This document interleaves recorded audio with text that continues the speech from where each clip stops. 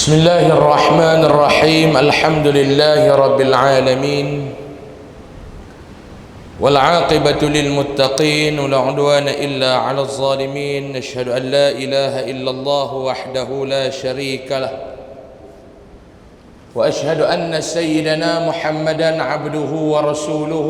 اللهم صل وسلم وبارك وكرم وعظم على هذا النبي الكريم سيد المرسلين وقائد الدعاة المجاهدين وعلى آله وأصحابه ومن سار على نهجه إلى يوم الدين. أما بعد،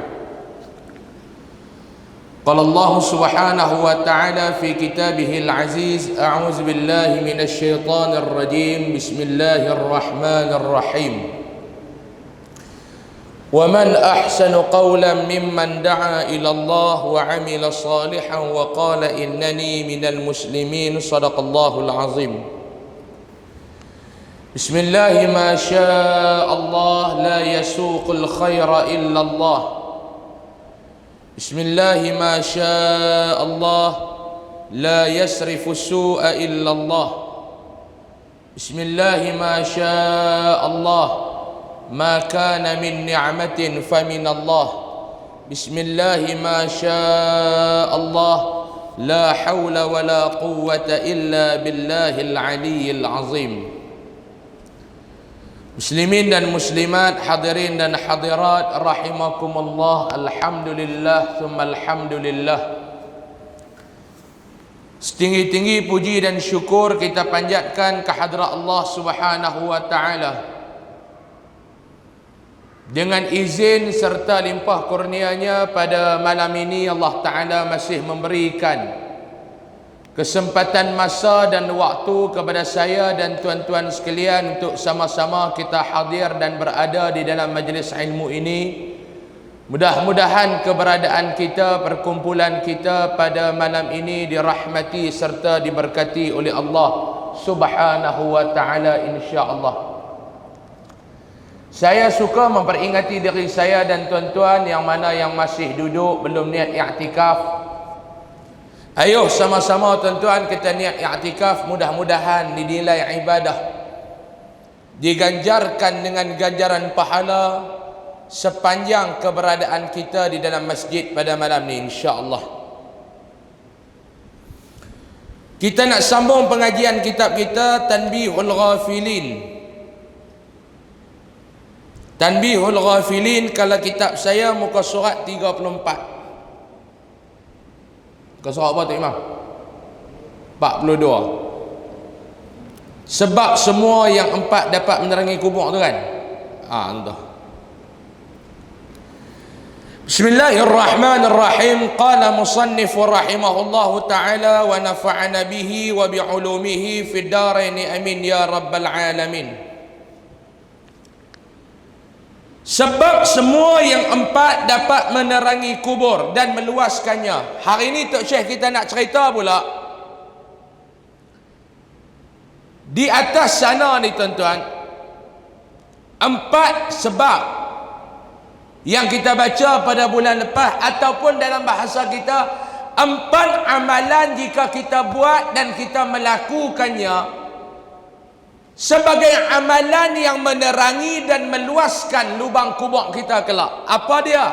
Yang pertama kita baca dah itu ni, sembahyang 5 waktu kena buat. Yang kedua, kena banyak bersedekah. Yang ketiga, kena membanyak baca Al-Quran. Yang keempat, banyak mengucapkan lafaz tasbih, subhanallah walhamdulillah wala ilaha illallah wallahu akbar. Empat amalan yang menerangi dan meluaskan lubang kubur kita. Hari ini kita maklum duk sibuk nak peluang rumah, nak renovate rumah, tarik depan, tarik belakang, tarik kanan, tarik kiri. Nak buat apa yang tu? Nak peluas rumah kita, nak buat renovation, nak peluaskan rumah kita. Tarik daripada kecil menjadi luas ke depan, tarik daripada kecil bagi peluas ke belakang, tarik daripada kecil peluas kanan, tarik dari kecil peluas dari belah kiri. Lubang kubur kita tak sibuk pun nak peluas tuan-tuan. Ingat, Hak nak duduk lama ni bukan di rumah, hak nak duduk lama ni dalam lubang kubur. Nak duduk dalam lubang kubur ni lama. Lubang kubur ni maklum dia gelap. Gelap tuan-tuan. Kalau kita hidup di dunia ni, rumah tak ada karan. Ada gagah-gagah je juga bila tak ada karan rumah ni kita pasang pelita. Tak ada karan rumah ni kita beli juga apa-apa bagi dia terang. Lubang kubur kita maklum gelap. Bolehkah bawa? Dia kata tak apa ustaz, saya kerja TNB. Kubur orang TNB pun gelap tuan-tuan ni, mau tak buat amalan ni. Apa dia yang kita nak jaga lubang kubur bagi luas? Apa dia yang kita nak jaga lubang kubur bagi terang? Yang pertama kena jaga waktu hidup ni, solat 5 waktu kena jaga. Kena jaga atas dunia ni tuan-tuan ni, semayang 5 waktu ni kena jaga. Jaga, buat. Bukannya banyak 5 waktu. Hang celik biji mata Allah Ta'ala pun tahu kita ni bukan jenis larat. Kok belah Penang ni pun bukan jenis larat. Kok belah Kedah ni pun bukan jenis larat. Kok belah Perak ni pun bukan jenis larat. Kok belah Selangor pun bukan jenis larat. Allah Ta'ala dia faham. Hang buka-buka biji mata, aku bagi 2 rakaat je. Bukan banyak, aku bagi 2 rakaat je dulu kat hang. Hang mai tengah hari, aku bagi 4 rakaat dekat hang. Hang mai petang, aku bagi 4 rakaat dekat hang. Hang mai dekat maghrib, aku bagi 3 rakaat dekat hang. Hang mai malam, aku bagi 4 rakaat. Yang tu ya jaga. Yang kedua, kena rajin bersedekah. Kena rajin bersedekah. Tabung duk tepi pintu, depan pintu, sebelum pintu, semua pergi masjid bubuh. Kepung nak bagi nampak, haram dia tak buh juga. Nak keluar lepas bubuh, nak masuk lepas bubuh, tengah-tengah lepas bubuh, tak ada. Yang ketiga, kena banyak membaca Al-Quran. Yang keempat, kena banyak bertasbih. Ada pun 4 yang harus ditinggal, iaitu kena tinggal pula ada 4 benda. Apa dia?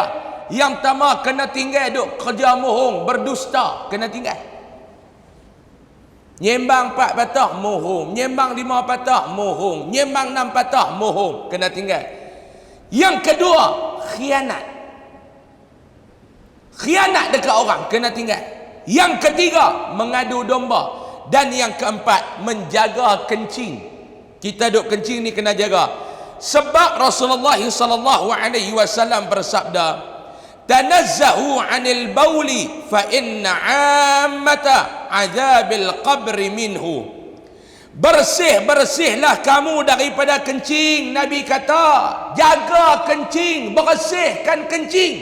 Sebab umumnya seksa kubur itu karena kencing. Kebanyakan ahli kubur yang diazab oleh Allah, ahli kubur yang diazab oleh dalam kubur ni, sebab apa dia? Sebab dia tak jaga kencing waktu hidup di dunia ni. Tuan-tuan, minta maaf kalau saya sebut. Boleh maklum saya nak sebut sikit ni. Sekali marah pula, bulan depan tak main pula. Salah orang lah ni bukan boleh tegur. Buat tak betul orang tegur. Orang hak tegur dia tak betul itu, orang tu yang tak betul, dia betul. Boleh saya nak bercakap maklum? Maklum? Boleh? Saya nak tegur. Saya nak tegur sikit. Kita ni kalau ulang kaji balik lah tuan-tuan ni, masalah fardu ain. Sebab tu Imam Al-Ghazali rahimahullahu ta'ala dia melarang guru-guru ni. Imam Ghazali ni dia melarang guru-guru ni. Larang apa dia?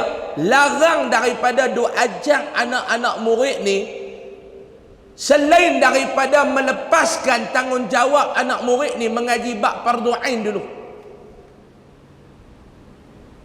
Imam Ghazali larang. Seorang guru tu kena menyibukkan diri dia dan anak murid dia dalam mempelajari tentang masalah fardu ain. Imam Ghazali kata, sibukkan diri duk pergi mengajak anak murid ni bagi pelepah dulu bab-bab fardu ain. Habis fardu ain, ceritalah bab lain. Kalau orang ni dia lepas dulu masalah fardu ain, baru dia pergi mengaji yang lain, insya-Allah umat tu takkan celaru. Masalah kita lah ni yang duk celaru, masalah fardu ain pun tak settle, dia duk pergi mengaji dah masalah khilafiyah, ni yang jadi celaru.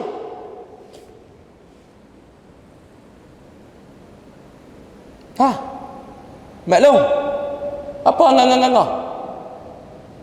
Masalah fiqh fardu ain tak selesai, masalah tauhid tak selesai. Lepas tu dia duk bahas dah, baca Yasin kepada orang mati sampai tak sampai, baca Fatihah kat orang mati sampai tak sampai, baca doa dekat orang mati sampai tak sampai. Hang tu tak sampai lagi bab tu nak pergi bahas, pergi mengaji bab fardu ain dulu. Jangan cerita benda-benda besar, jangan cerita benda-benda yang rumit. Kita sembang bab kencing hari ni, kita sembang bab kencing hari ni, settle tak lagi bab kencing kita?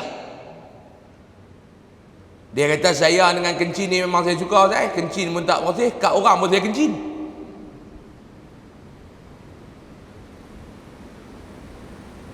Kita sembang bab kencing ni pun tak selesai.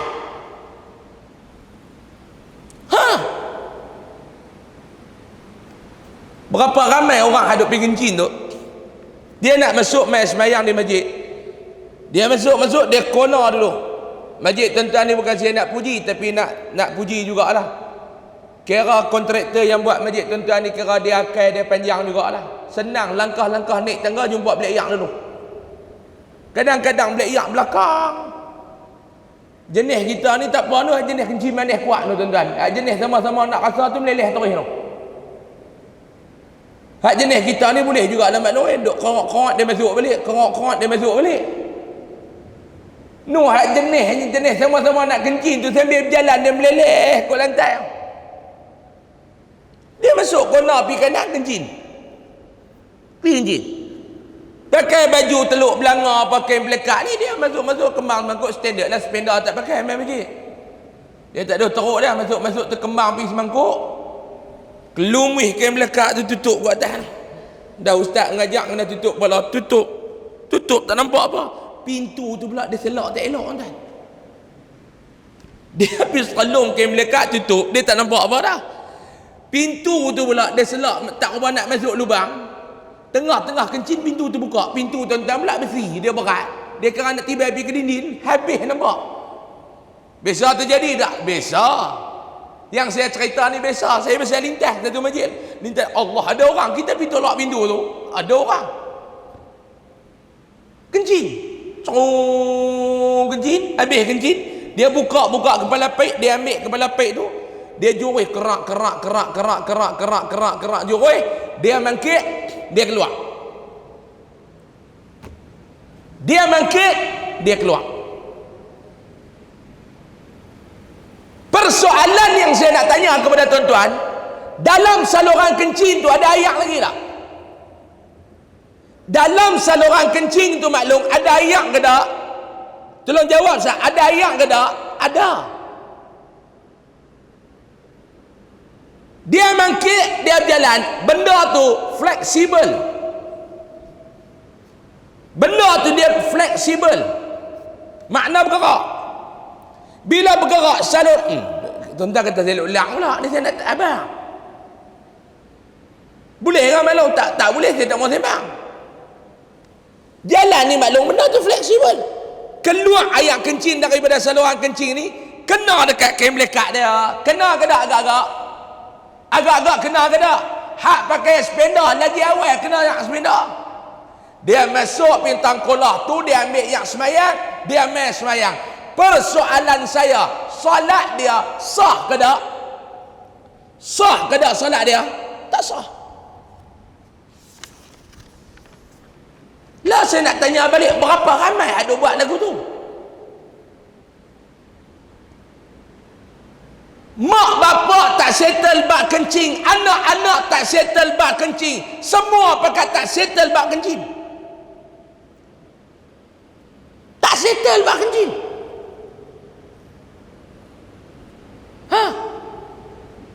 Balik di akhirat anak dakwa kita depan Allah, ya Allah, kami bukan tak mau semayang, kami semayang dah, semua semayang kami ni kamu tak terima. Sebab apa dia? Pak kami tak ajak. Bini pula kata, ya Allah, aku semayang dah, tanya malaikat semayang tunggu terbalik, tapi tak terima. Sebab apa dia? Laki aku punya besar. Tuan-tuan,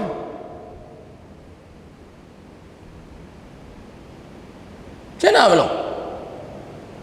Macam mana? Tak settle. Ni kita baru sembang bak kencing, tak sembang bak lain lagi. Sebab tu Nabi kata, bersihkanlah kamu daripada kencing. Pertama, cuci kencing tu biar elok. Yang kedua, nak bersih tu lagu mana? La budda, tidak dapat tidak, kamu kena ada ilmu. Tu baru sembang bak ilmu nak cuci air kencing, tak settle. Nabi sembang ilmu usah apa lagi. Sepatutnya ustaz-ustaz yang duk main mengajar ni bagi settle benda-benda basic ni dulu. Ni duk pi bahas dah masalah khilafiyah, masalah yang tu, masalah yang ni, lingkup masyarakat, tuan-tuan. Mai khutbah, doa, khutbah yang kedua time doa, nak angkat tangan ke tak angkat tangan, duk bahas buat apa? Duk bahas buat apa? Hang nak angkat, ada ulama kata boleh angkat, angkat. Hang tak mau angkat, ada ulama yang berpandangan tak perlu angkat, tak payahlah duk angkat. Yang tak boleh tu apa dia? Hang nak angkat, hang tak mau angkat, duk kerja berkelain. Hak yang angkat, duk marah dekat orang tak angkat. Hak tak mau angkat, duk bid'ah orang angkat. Yang ni yang tak boleh.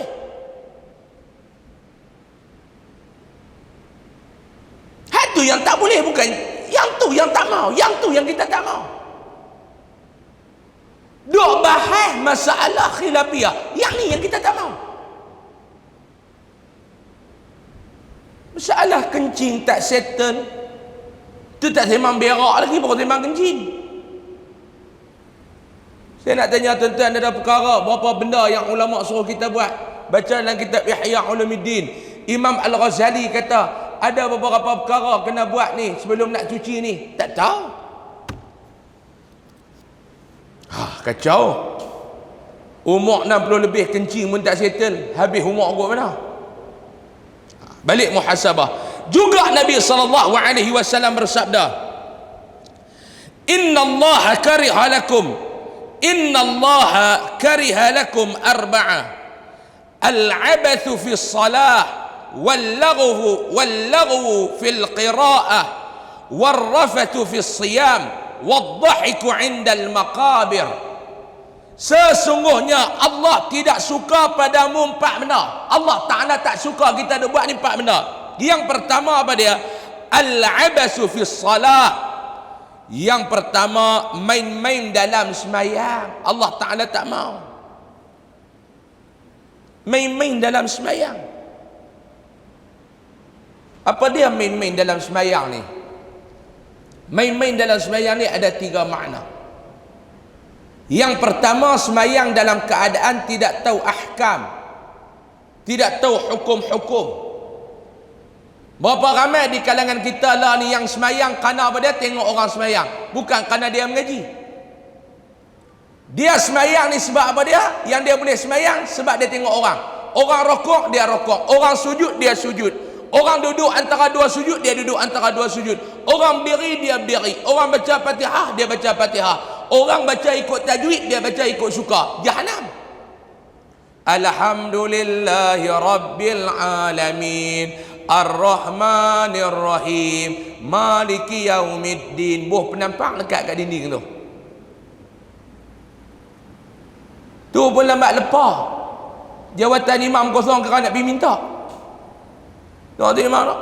Pantang kosong kerana nak pergi minta. Doa Alhamdulillah. Bila Allah? Alhamdulillahi Rabbil Alamin. Tu pun jangan duk mayang belakang orang. Tu imam tu tak kena baca Fatihah tak betul. Hang tu betul sangat.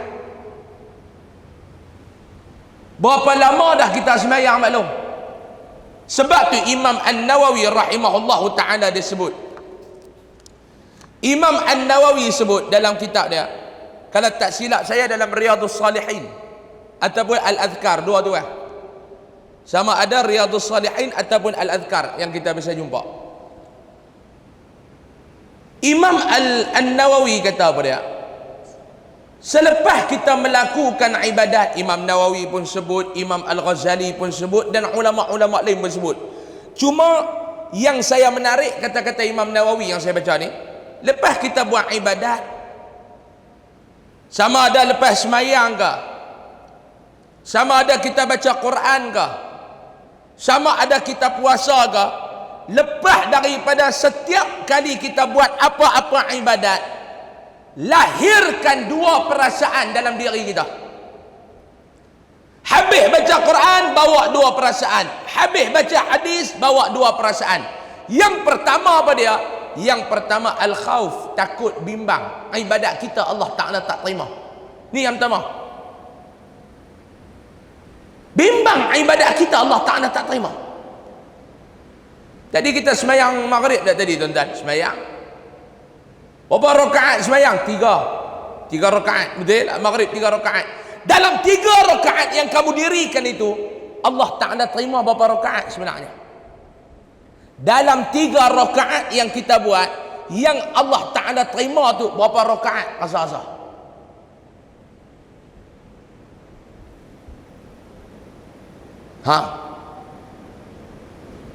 Jangan duk rasa lah, insya-Allah hari ini saya semayang 5 waktu. 5 waktu yang anda semayang, berapa rakaat yang Allah Ta'ala terima? Bukan berapa waktu yang Allah Ta'ala terima. Saya tanya, berapa rakaat sebenarnya yang Allah Ta'ala terima? Kita boleh jawab tak maklum?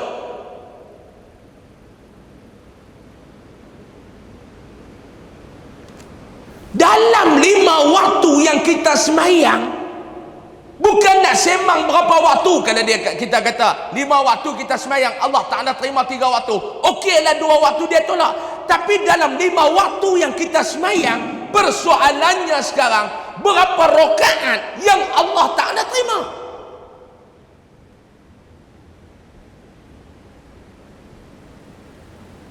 Kita nak mati ni.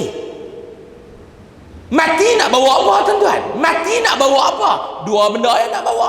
Yang pertama nak bawa dosa, yang kedua nak bawa pahala. Kalau pahala banyak pada dosa, alhamdulillah. Mau dosa banyak pada pahala, innalillah.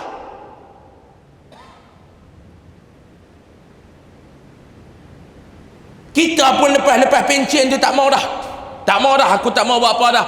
Aku pun dah habis kerja dah, apa semua cukup dah, tak mau dah. Kereta pun dah habis bayar clear dah. Elok-elok dia pun lagi 4 tahun lagi nak pencen, dia pun pergi ambil kereta baru sebiji. Ngam-ngam dengan hari pencen, kereta tu pun habis bayar. Punya duk atuk ni, punya duk atuk. Masa mula-mula kerja dulu dia beli rumah siap dah. Dia punya ejeh kira hari bulan lah aku berhenti kerja, bulan lah aku bayar rumah. Ejeh elok dah. Anak-anak pun dah ada 3 orang apa semua lepas elok dah. Bini dia kata, bang kita ni lepas pencen ni nak ajak pergi Poland, tak Poland, dia kata Poland apa bagi sebiji hilang Poland, kira pergi masjid lah pula. Dia kira nak pergi Poland lagi. Cukup, dia kata tak mau dah apa nak main masjid, aku tak mau nak fikir benda lain dah. Sebab aku masa muda dulu lara, elok dah main. Lepas tu duk rasa tenang, aku ni pun alhamdulillah lah, dan buat persiapan sebelum mati apa alhamdulillah apa, mati-mati pi akhirat tengok-tengok haram apa pun tak ada. Sebab apa dia? Buat ibadat haram tak mengaji. Sah batal haram tak belajar, yang mana sah yang mana batal haram tak belajar, lingkup lagu tu ya. Habis masa wal asri innal insana lafi khusr. Tuan-tuan baca balik surah Al-Asr. Lah ni surah ni kita duk baca waktu nak menutup majlis ya. Faham haram dah? Tahu, cuma tak faham. Tahu apa dia? Tahu makna tu. Faham apa yang Allah Ta'ala nak abang. Haram dah. Wal asr, demi masa. Innal insana lafi khusr. Ulama tafsir kata masa ni yang manusia rugi ni 2. Wal asr, demi masa. Innal insana lafi khusr. Sesungguhnya ramai manusia ni dengan masa dia rugi. Para mufassirin kata rugi di situ 2. Yang pertama dengan masa ni kita rugi di dunia, dengan masa ni akan menyebabkan juga kita rugi di akhirat. Di dunia rugi. Tak penuhkan masa dia dengan amal ibadat. Akhirat kena rugi tak orang lagu ni? Rugi. Sebab apa dia? Masa dia di akhirat kelak kenapa habis banyak dalam neraka berbanding dalam syurga. Yang tak rugi ni lagu mana? Illal ladzina amanu. Yang tak rugi ni orang-orang yang beriman. Mau tak beriman haram apa tak buat pun tak boleh juga. Wa amilus salihat. Dia beriman dan dia melakukan amal-amal soleh. Syarat amalan tu nak jadi soleh mesti bertetapan dengan syariat. Amalan nak bertetapan dengan syariat, la budda, tidak dapat tidak, amalan tu kena buat dengan ilmu. Ni kita nak buat kerja haji tak berapa lama dah. Penang raya bila haji? Bulan depan ke bulan depan? Kami di Kedah bulan depan. Tak tahu lah. Kod sini Zulhijjah jatuh bulan 8 ke? Kami tak tahu lah. Kami bulan depan. Tuan-tuan cuba tengok orang buat amal ibadah korban. Kita duduk di Malaysia ni maklum yang tak pi buat kerja haji tu. Dulu ada duit dia tak pi. Lah duit ada tak boleh pi juga. Pasal apa? Sebab umur lebih daripada 65 dah kot. Saya ada dengar kata 65 dia kata tak boleh pi Datuk Imam tu. Mekah tak boleh pi maklum. Pi London lah. Dulu orang suruh pi seru tak sampai. Hala seru sampai. Dia nak tunggu kapal terbang main berhenti depan rumah dia baru seru sampai. Kalau ada duit pi London lah. Buat macam tak nak pi haji tak? Pi umrah. Dah tak boleh pi haji, pi umrah. Biasa tengok Mekah lagi. Duk tengok dalam gambar pi. Pas musim haji ni pi umrah. Tak tahu umrah boleh pi 65 tahun ke atas boleh ikut umrah. Kalau boleh pi maklum oi. Korang-korang mati ni, mata ni pernah tengok jugalah Kaabah. Dai ni pernah sujud jugalah dekat Masjidil Haram. Kaki ni biasa bijak jugalah buat ibadat dekat Masjid Nabawi. Pi. Orang yang boleh pi buat kerja haji, dia pi buat kerja haji. Orang yang tak boleh buat kerja haji, dia kena buat apa dia? Buat korban di sini. Ada duit buat. Sini buat korban tak tu Imam? Setumpuk apa?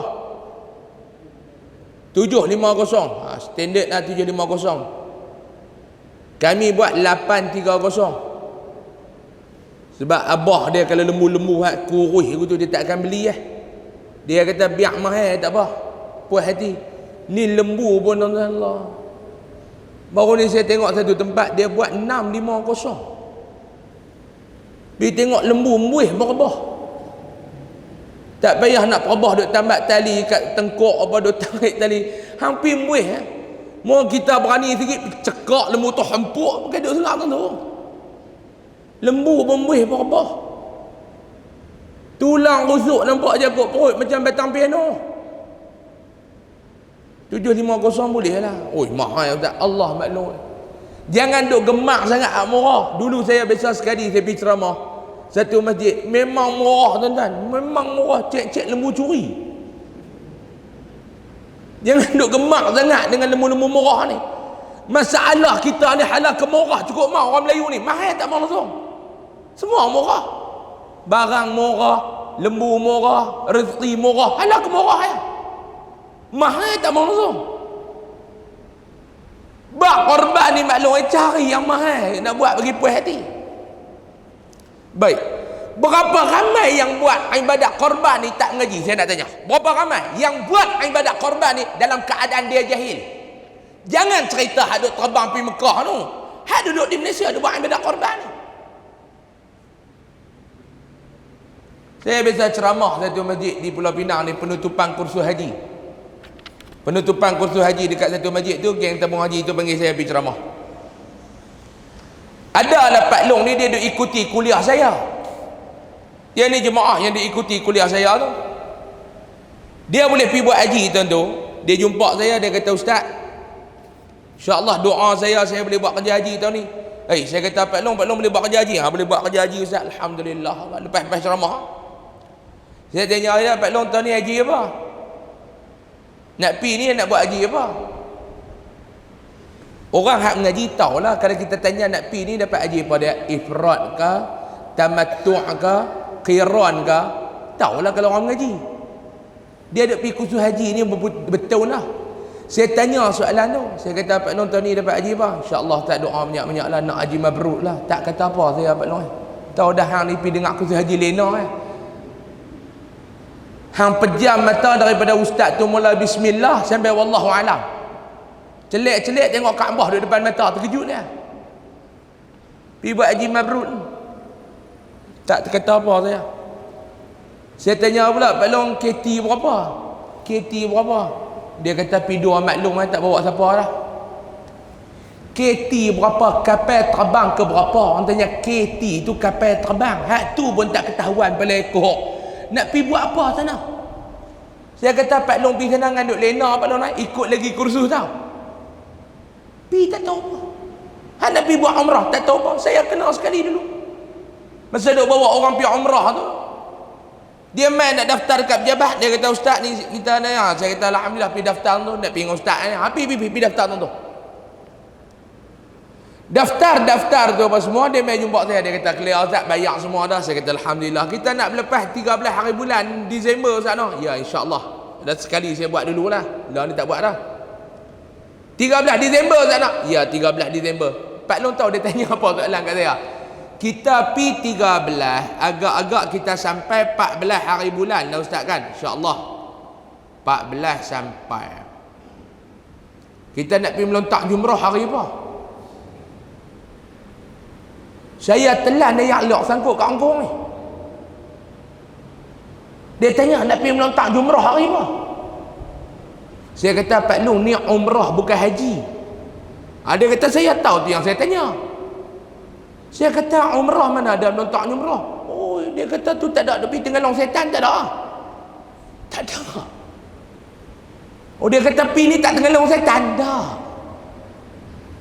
Tak ada melontak umrah apa tak ada belum. Tak ketahuan ibadat umrah dengan haji.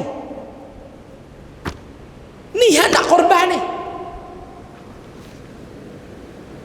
Berapa ramai yang nak pergi buat ibadah korban ni tuan-tuan? Masih ada lagi tok ni yang duduk jaga ni, tok khalifah nak jaga tempat korban tu. Okey, saya panggil nama-nama nak.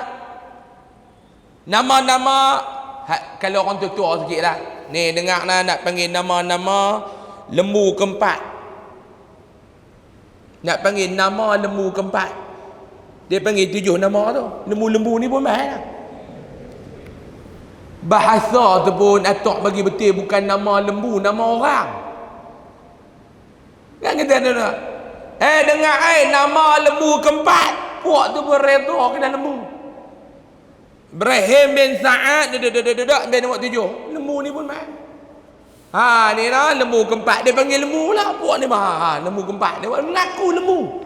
Bukan nama lembu, nama-nama peserta ibadah korban bagi lembu yang keempat.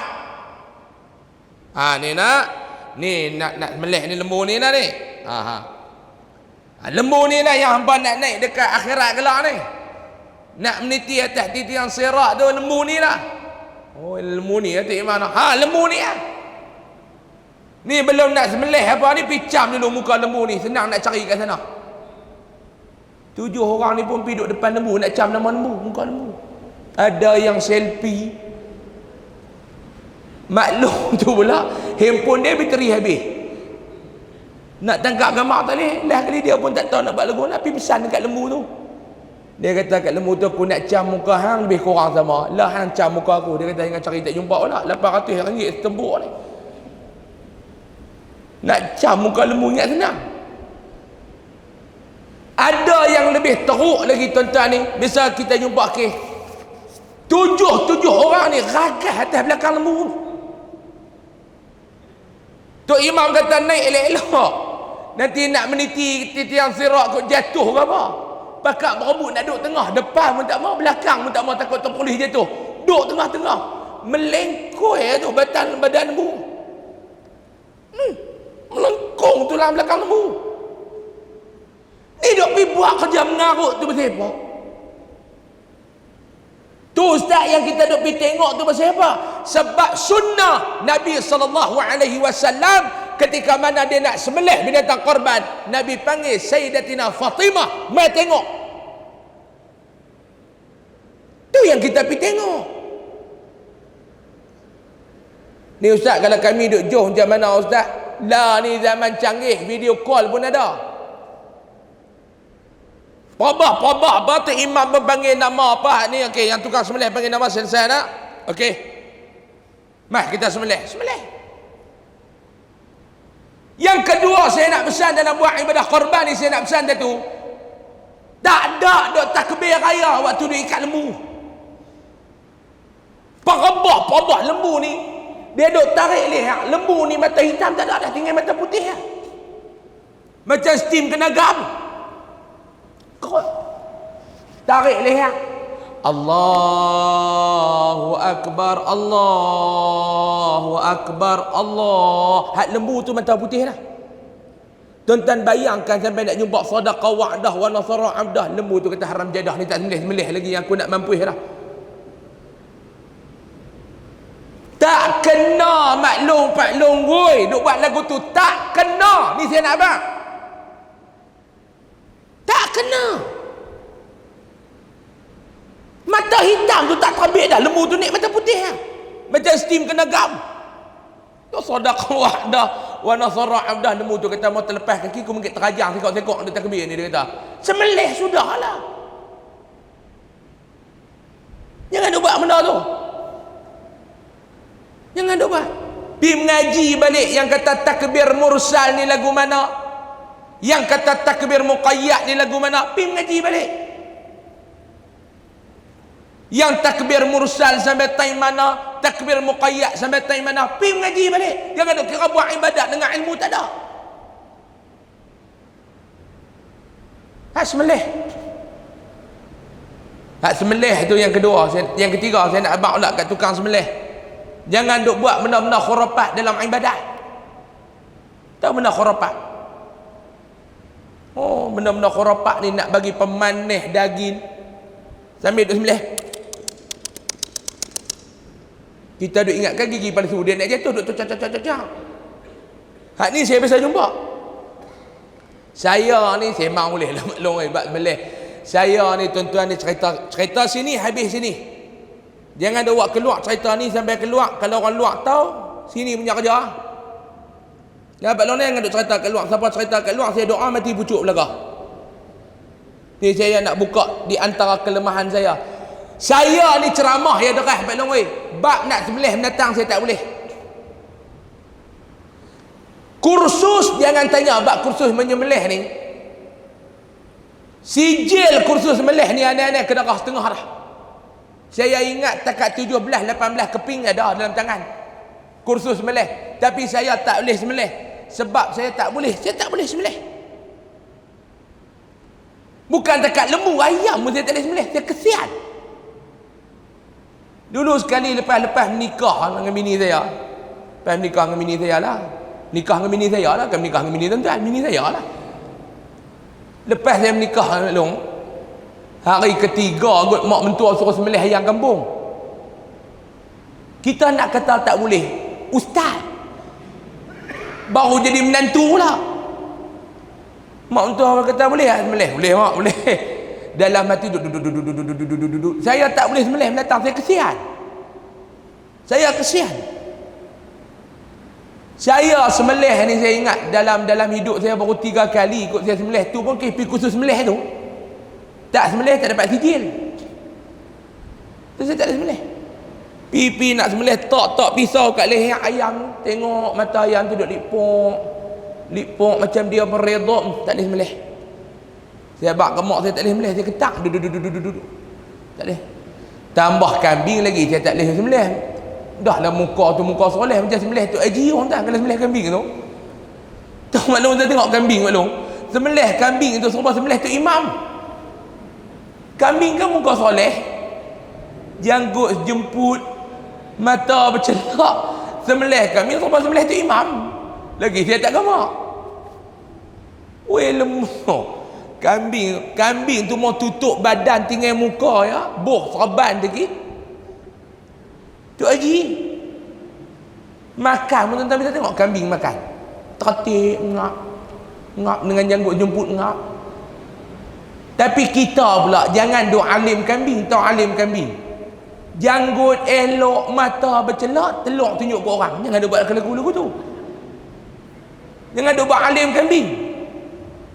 Banyaklah ni orang hak jenis alim kambing maklum. Hak sunnah pun jaga, hak maksiat pun buat. Jangan. Sekian dimaklumkan. Ni saya nak abang dekat orang hadut semelih ni, yang dengar ceramah ni. Jangan duk buat benda-benda khurafat. Habis-habis semelih tu ambil pisau berlumuk dengan darah, trikam masuk dalam tanah. Kita tanya apa siapa tu? Yang ni ustaz tip nak bagi daging lembut. Khurafat. Duk nak bagi daging mana? Saya kata duk ingat kata gigi palsu tu lucu no. Ambil tu semelih.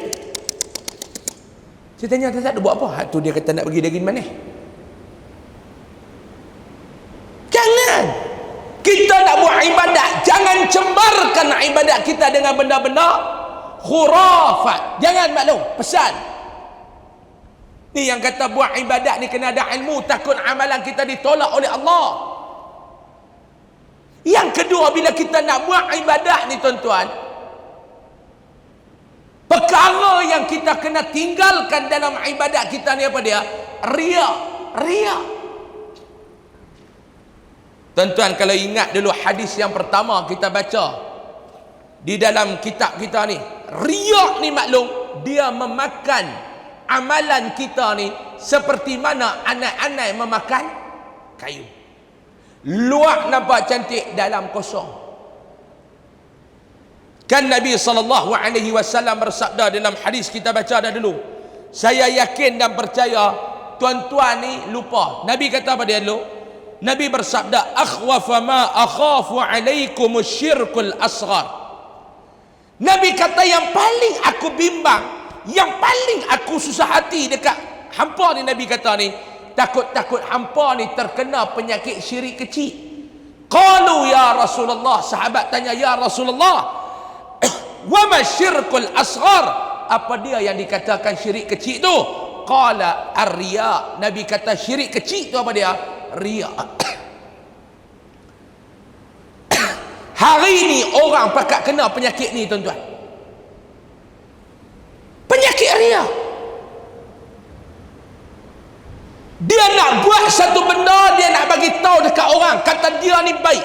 Dia nak buat satu benda, dia nak orang puji dia ni baik. Yang ni melingkup amal ibadah kita. Saya nak habaq yang ni melingkup amal ibadah kita. Dia nak buat satu ibadat, hang nak buat ni untuk Allah ke apa dia? Tak, dia nak habaq dekat orang kata dia ni baik. Yang ni masalah. Jangan tertipu dengan manusia-manusia hipokrit ni, saya nak habaq kat Palung. Jangan tertipu. Hari ni ramainya manusia-manusia hipokrit hari ni. Ni dia zaman dia. Nabi kata akhir zaman nak cari orang yang beramanah ni cukup payah. Cukup payah lah ni tuan-tuan. Orang beramanah cukup payah, tapi orang hipokrit cukup ramai. Manisnya mulut nak cerita dekat orang dia ni baik. Saya nak tanya tuan-tuan, untuk apa dia yang kita nak orang puji kita? Kita buat ibadat ni untuk Allah kah untuk orang puji?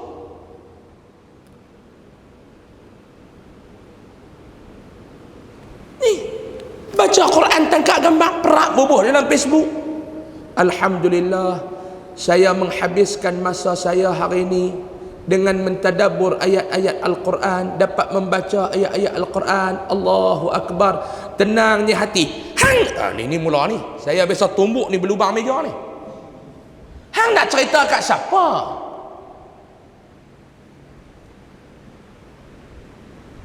Dalam Al-Quran Allah Ta'ala kata apa dia? Haba'an mansura. Orang yang suka kepada pujian manusia dalam dia berbuat ibadat, akhirnya bila dia balik bertemu dengan Allah, amal ibadah dia hanya jadi seperti debu yang ditiup angin berterbangan. Saya nak abang kat tuan-tuan, dia bercerita kat orang, tadi ni tuan-tuan saya tabung jalan tu, saya tak bubuh dah banyak, saya tak bubuh banyak, tuan-tuan bubuh banyak, saya bubuh RM2,000 dia. Nampak baik tapi jahat. Tuan-tuan jaga nak, akhir zaman ni manusia hipokrit ni cukup ramai yang suka bertopeng. Oh, di khalayak masyarakat baiknya mengalahkan wali, tetapi hakikat realiti kehidupan jahat lebih kurang iblis. Manusia hipokrit. Jaga-jaga dengan manusia ni tuan-tuan, merosakkan amal ibadah kita. Ikhlas kerana Allah. Manusia tak puji, biar pi, janji Allah Ta'ala puji. Boleh? Boleh? Jangan jadi manusia hipokrit. Sekarang ini tuan-tuan cukup banyak. Cukup banyak. Saya datang mengajak ni tuan-tuan lillahi ta'ala. Saya tak ada niat lain tuan-tuan, kerana Allah Ta'ala saja saya main ni. Ya maklumnya saya main ni kerana Allah Ta'ala. Tuan-tuan, saya main ni kerana Allah Ta'ala. Nak habaq apa kerana Allah Ta'ala? Allah Ta'ala tahu lah habaq kerana dia. Contoh, orang yang mulut rajin duk habaq kata dia ni ikhlas, itulah manusia paling tak ikhlas. Saya main ni tuan-tuan betul-betul ikhlas kerana Allah, itulah manusia paling tak ikhlas.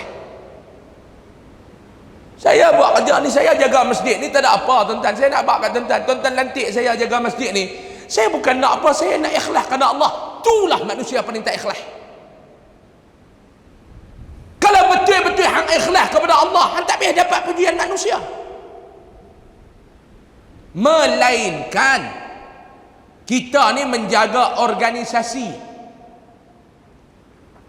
Hak tu kita kena habaq dekat orang lah untuk mengelakkan fitnah kita ni. Contoh, tuan-tuan jaga NGO, tuan-tuan bubuh sumbangan dalam Facebook. Saya mewakili pertubuhan sekian bersama dengan tim pertubuhan sekian menyampaikan sumbangan kepada tempat sekian.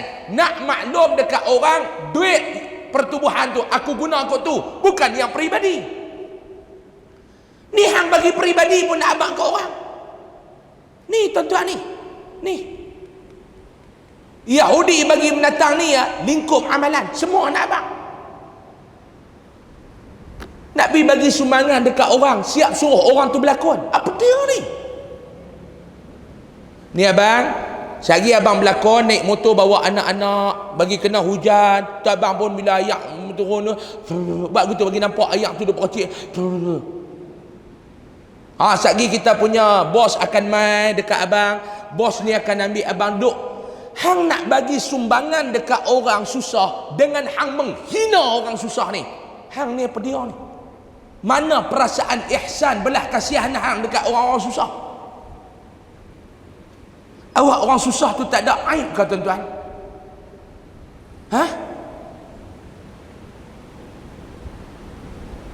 Pi habaq dekat dia, aku nak pi bagi sumbangan dekat hang. Bagi abang, minta izin.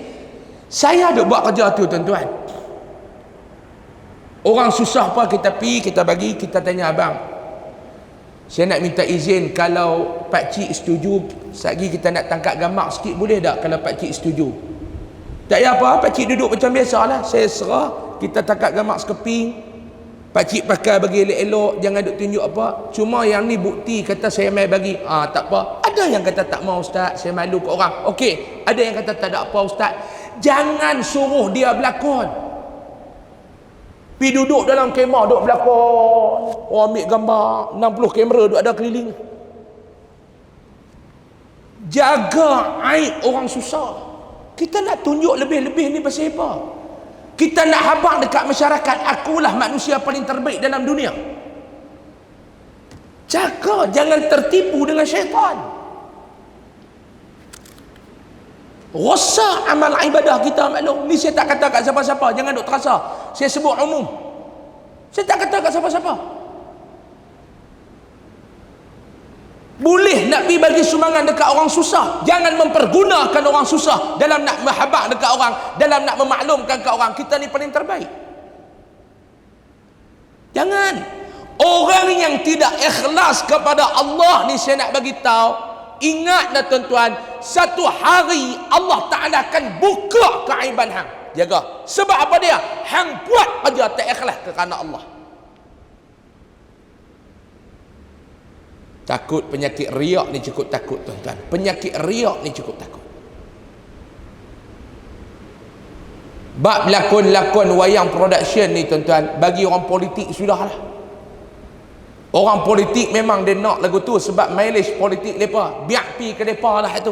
Hak tu mereka jawab dengan Allah. Kita orang haduk mengaji ni, buat cara yang duk mengaji lah maklum lah. Mai duk mengaji malam-malam ni, buat cara kita duk mengaji ni.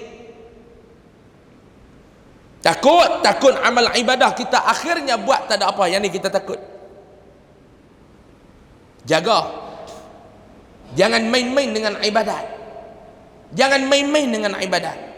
Wallahu fil qira'ah, dan tak hirau dalam bacaan Al-Quran. Wallahu fil qira'ah, baca Quran ni kelang kabut.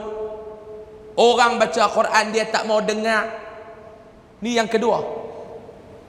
Sebab itulah tuan-tuan, saya nak cakap takut orang marah. Cadangan saya lah tuan-tuan, cadangan saya.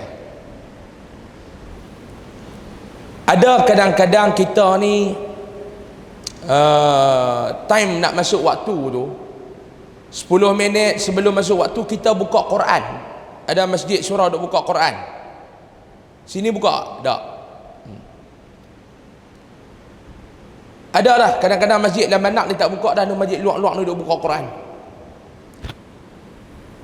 Dia nak bagi tahu kepada orang ramai, kata nak masuk waktu dah. 10 minit boleh buat persiapan. Tujuan dan matlamat tu elok, cuma saya minta kalau boleh lah, nak saya minta gantikan bacaan Al-Quran tu dengan zikir. Petik, beli apa CD-CD zikir apa semua tu, jangan duk buka YouTube. Ni dia ada satu wayar dia pergi jolok dekat handphone dia pun buka zikir tu. Tok siap lah lalu buat ni. Lepas tu dia pun pegang penyapu lah, duk pergi mula la ilaha illallah, la ilaha illallah. Elok ah. La ilaha illallah. Perak iklan Shopee, lagu Shopee keluar kat corong masjid tu tuan-tuan. Jangan. Iklan Shopee, belilah dengan Shopee. Penjimatan iklan Shopee. Tu tak apa lagi tuan-tuan, kena iklan ubat gatal. Pi bubuh pula lagu janda ni tu, gatal gatal gatal. Corong masjid tu dengar lagu gatal tu maklum. Beli CD, pasang CD. Dia tak ada iklan lah. Jangan duk pasang YouTube, banyak iklan sangat. Oh lah duk dengar zikir elok, tetap keluar lagu gatal. Kacau. Nu dia duk sapu kat luar, tara dia nak sampai pula tu dengan penat hak masuk. Elok dia nak tekan zikir keluar balik. Naya Ni saya nak pesan, jangan duk pasang YouTube dalam ni. Pasanglah, pasang zikir apa semua. Sebab Al-Quran ni maklum, bila dipasang, Allah Ta'ala sebut dalam Al-Quran, fastami'u lahu wa ansitu. Kena dengar, kena diam. La'allakum turhamun. Mudah-mudahan kamu semua dirahmati oleh Allah. Al-Quran bila dibaca, kita kena dengar dia bagi elok-elok, mulut zip. Tapi bila kita buka Al-Quran ni, bagi orang dengar ramai-ramai, agak-agak yang duduk di kedai tu dengar Quran ke tak? Masjid buka Quran, Yasin wal Quranil Hakim innaka laminal mursalin ala siratim mustaqim. Puak duduk isap rokok ke dah. Dia nak masuk waktu dah tau. Hang rasa bila depa nak bubar parlimen, rasa tak? Dia tak dengar, dia duduk kira parlimen bubar.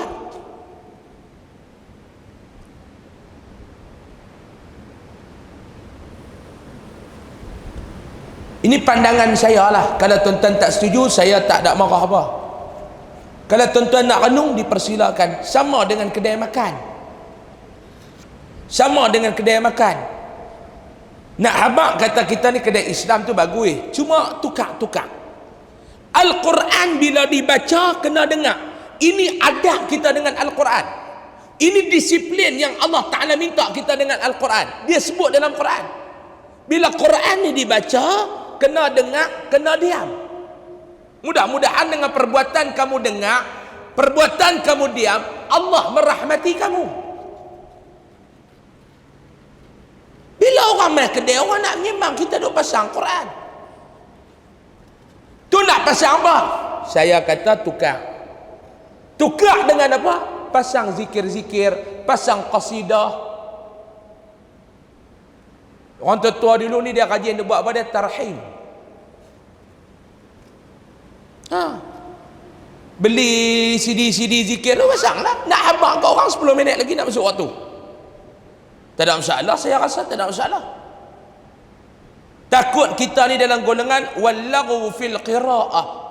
Lara bila membaca Quran, tak belajar tajwid tu setu. Baca maklum weh. Baca. Sebab tu di antara 6 hak kita dengan Al-Quran, tuan-tuan tulis nak, tanggungjawab yang kita kena tunaikan dekat Al-Quran. Saya ada tanggungjawab yang saya kena laksanakan kepada Al-Quran. Maklum ada tanggungjawab yang maklum kena tunaikan kepada Al-Quran. Pak Long ada tanggungjawab yang Pak Long kena tunaikan kepada Al-Quran. Yang pertama, Al-Quran ni bila nak baca kena belajar.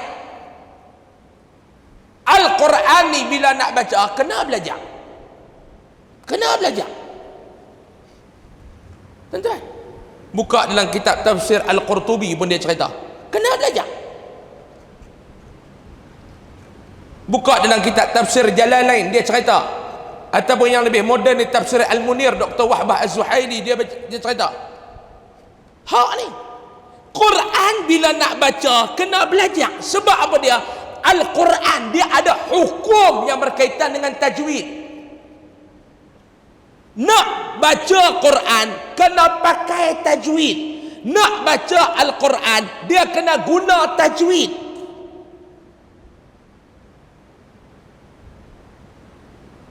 Faham ke tak? Faham ke tak? Nak baca Quran dia kena guna tajwid. Nak baca Quran dia kena pakai tajwid. Tak boleh kalau tak guna tajwid. Tak boleh kalau tak pakai tajwid. Tak boleh. Jadi nak guna tajwid, jadi nak pakai tajwid tu lagu mana? Kena mengaji tajwid. Sebab tu nak baca Quran kena belajar.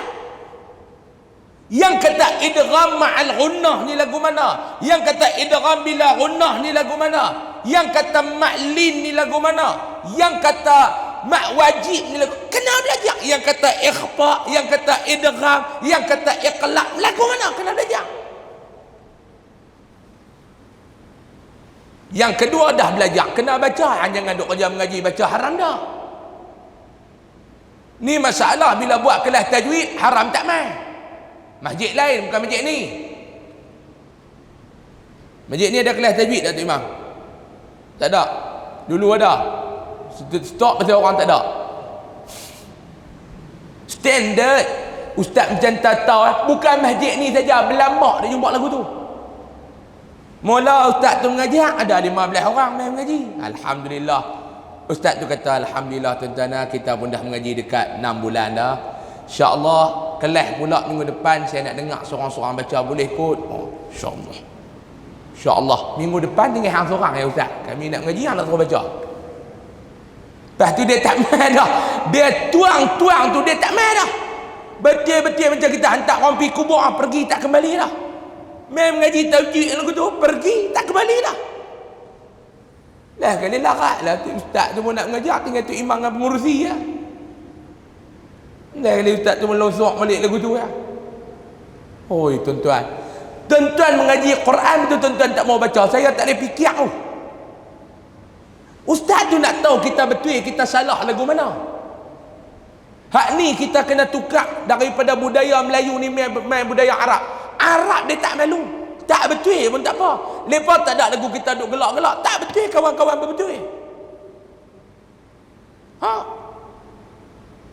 Saya sekali lah ikuti satu kuliah pengajian hadis di Mesir. Saya ikutilah sekali. Pipi kuliah tu, kita tak nak duk ikut kuliah tu Arab, dia ingat lagu tu Melayu. Kita pun pergi duduk kita buka kitab, pergi duduk. Kalau Melayu ni ustaz baca, ustaz terang, kita nganga. Kitab berharam tak bawa nganga. Habis kuat bermau ustaz tu, dia tak larat nak baca, dia suruh anak murid dia aja. Seorang tu yang baca dia terang. Baca dia terang. Begitulah. Sana tak ada dah.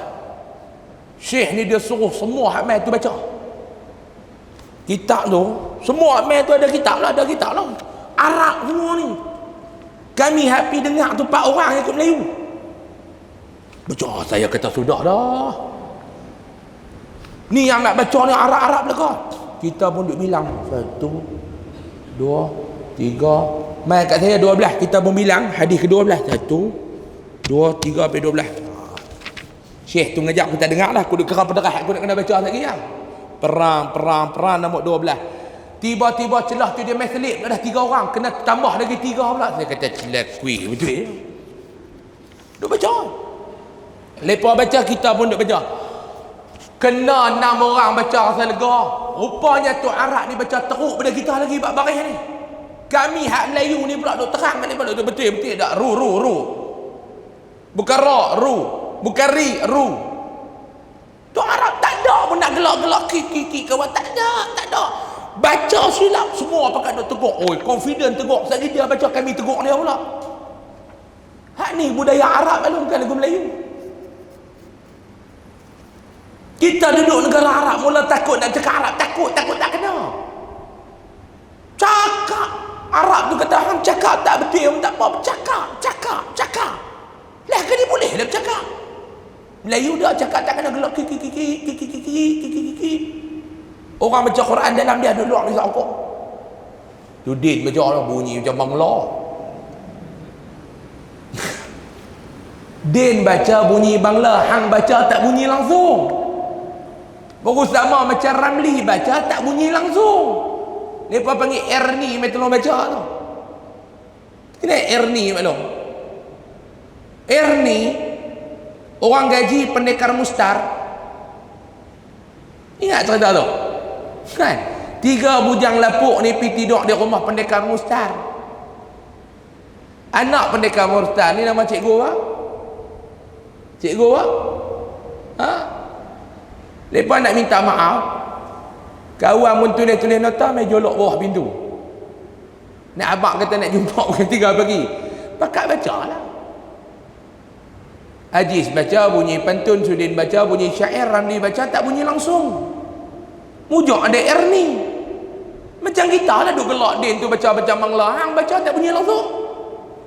Ni kena budaya ni kena buang dah. Duk gelak. Ni pertama kena belajar, yang kedua dah belajar kena baca. Dah baca yang nombor 3 kena hafal. Imam Nawawi kata sebelum mati korang-korang bagi ada 4 surah dalam dada. Yasin, Sajadah, Insan, Kahfi. Hafal. Dia belajar, baca, hafal, faham nombor 4. Yang nombor 5 dah faham, kena beramal. Yang nombor 6 kena ajak orang cinta kepada Al-Quran. 6 hak Al-Quran yang kita kena tunai. 6 hak Al-Quran yang kita kena tunai. Yang ketiga, warrafatu fis siyam. Yang ketiga, duk bercakap benda-benda yang tak elok waktu berpuasa. Ar-rafath, cakap benda tak elok, keji dan sebagainya. Dan yang kelima, wadhahiku 'indal maqabir, duk bergelak tawa di tanah kubur. 4 benda ni Nabi sallallahu alaihi wasallam habaq, Allah Ta'ala tak suka. Yang pertama, main-main waktu sembahyang. Allah, tuan-tuan tengok sembahyang tarawih di Indonesia. Bismillahirrahmanirrahim. Amin. Allah Akbar. Apa dia ni? Di Malaysia mujuk tak ada. Apa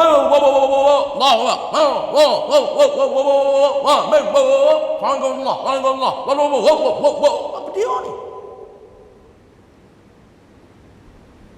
Bisa tengok maklum. Sejahat-jahat manusia ni yang mencuri dalam sembahyang. Itu dia. Yang kedua, jangan kita lara dalam membaca Al-Quran. Yang ketiga, jangan duk cakap keji waktu berpuasa. Yang keempat, jangan duk gelak tawa di tanah kubur. Muhammad bin As-Sama', yang tu kita sambung pada bulan depan. Wallahu a'lam. Jadi jam lebih lah. Saya lepas ni tuan-tuan nak bertolak pergi Kuala Lumpur pula. Esok pukul 10 pagi kena ada program di Kuala Lumpur. Tu tak apa nak boleh lajak malam lah. Jadilah ngaji apa lama-lama bid'ah. Tanda biar tuan-tuan. Tuan-tuan tak duduk tanda lah. Bulan depan pegang kitab lain pula. Mana kitab tinggal di masjid. Saya satu yang maklum. Saya rak tu masuk lu syurga pada kita. Tu yang saya seraya. Wallahu alam. Tanda lebih tentu mau panjang umur diizinkan oleh Allah. Kita jumpa lagi pada pertemuan yang akan datang. Wallahu subhanahu wa ta'ala a'la wa a'lam. Saya nak ambil sedikit masa 2 minit sebelum saya nak tangguh ni tuan-tuan. Saya nak maklumkan, minggu lepas pada hari Rabu minggu lepas, saya bersama dengan rombongan daripada pihak Yayasan Ar-Riyadah telah mengadakan kunjungan ke bumi Yala, Thailand untuk meninjau perkembangan projek terkini pembangunan masjid di Kolej Islam Syekh Daud Al-Fatani, Yala, Thailand. Kalau maklum Pak Long ingat pada tahun 2019 saya ada mengutip dana pembangunan pembinaan masjid di Yala. Ingat tak? Saya duk kutip duit tu ni, ingat? Wakaf dulu ni, ingat? Tuan-tuan ingat kan? Saya main dulu. Tuan-tuan pun duk menyumbang. Alhamdulillah, dengan izin Allah Ta'ala masjid tu telah siap. Telah siap, yang telah menelan belanja hampir 1 juta lebih, 1.5 kalau duit Malaysia. Dah siap dah 99.9%. Tinggal 1% lagi tak siap, iaitu PA system. Yang tu kita bagi mereka buat, tak ada masalah. Amanah tuan-tuan telah saya laksanakan dengan sebaik mungkin. Saya mengucapkan mewakili pihak Yayasan Ar-Riyadah ingin merakamkan ucapan jutaan terima kasih yang tidak terhingga kepada tuan-tuan yang telah menyumbang. Masjid tu kita dah buat 2 tingkat siap tanpa tandas. Sebab apa tanpa tandas? Duit wakaf tuan-tuan kita tak mau buat tandas. Nak buat jamban tempat kencing berak, kita cari duit syubhah. Duit wakaf kita jangan buat. Itu pegangan kita. Itu pegangan saya. Nak kencing berak, kita pergi cari duit-duit syubhah, duit-duit dividen yang lain. Wakaf saya tak mau. Sebab wakaf kita buat sekadar ruang untuk beribadat dan mengambil wuduk saja. Jadi saya ucapkan jutaan terima kasih banyak-banyak maklum lah. Maklum bagi RM10, maklum bagi RM20, maklum bagi RM5, siap juga masjid kita tu. Terima kasih banyak-banyak. Mudah-mudahan Allah Ta'ala sampaikan pahala tu kepada tuan-tuan lah, waktu hidup di dunia ni lagi dan selepas kita tiada dah. Saya dah menjalankan tanggungjawab tuan-tuan dengan sebaik mungkin. Terlebih terkurang saya minta maaf banyak-banyak. Mohon halal lah terlebih terkurang maklum lah. Kan kadang-kadang pengurusan duit ni saya tak berani sangat lah tuan-tuan ni. Saya buat yang sebaik mungkin. Kalau ada terlebih terkurang, tapi saya rasa tak ada lah kot, sekadar pemerhatian saya, tak ada terlebih, tak ada terkurang. Kalau ada, saya minta halal dunia akhirat dekat tuan-tuan lah. Jangan duk tuntut di akhirat kelak. Jangan duk tuntut dah kat saya minta halal dunia akhirat. Tapi setakat pandangan saya, setelah kita buat audit baru ni, tak ada ketirisan apa.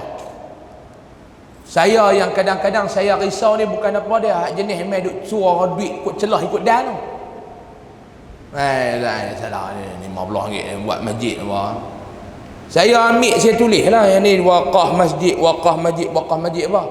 Takut-takutlah mana saya tahu yang terlepas pandang tu saya minta halal lah Mak Lona. Saya minta sungguh-sungguh ni halal lah, yang saya terlepas pandang tu saya minta halal. Jadi saya isytiharkan wakaf pembangunan masjid di Yala ditutup. Tentang duk bagi dah ni ustaz, duit untuk wakaf masjid di Yala saya tak boleh terima dah sebab masjid tu dah siap. Dan duit tu tak boleh nak buat benda lain, dah wakaf masjid, masjid lah. Jadi saya nak maklumkan yang tu dah siap. Saya ucapkan jutaan terima kasih banyak-banyak kepada tuan-tuan. Allah Ta'ala bantu ni benda yang kita tak terfikir. Saya pun tak terfikir boleh siap. Kalau kita duk buat surau di apa nama Al-Ustaz, yang tu siapa yang nak bagi duit ke apa boleh lah. Surau tu pun dalam sebulan lagi siap. Lepas tu saya akan tutup. Siapa yang nak bagi wakaf dipersilakan banyak-banyak insya-Allah tuan-tuan. Wallahu alam. Di luar sana lepas solat fardu Isya macam biasalah tabung pembangunan dan pendidikan Yayasan Ar-Riyadah macam biasa untuk dana-dana pelajar pendidikan dan juga dana anak-anak yatim, fakir miskin dan sebagainya tuan-tuan boleh letak. Dan juga tok koko saya dapat boleh dapatkan dekat kereta saya di luar sana, sekilo RM22, setengah kilo RM12, yang secet RM22. Allahu alam. Kita tangguh dengan tasbih kafarah dan suratul Asr.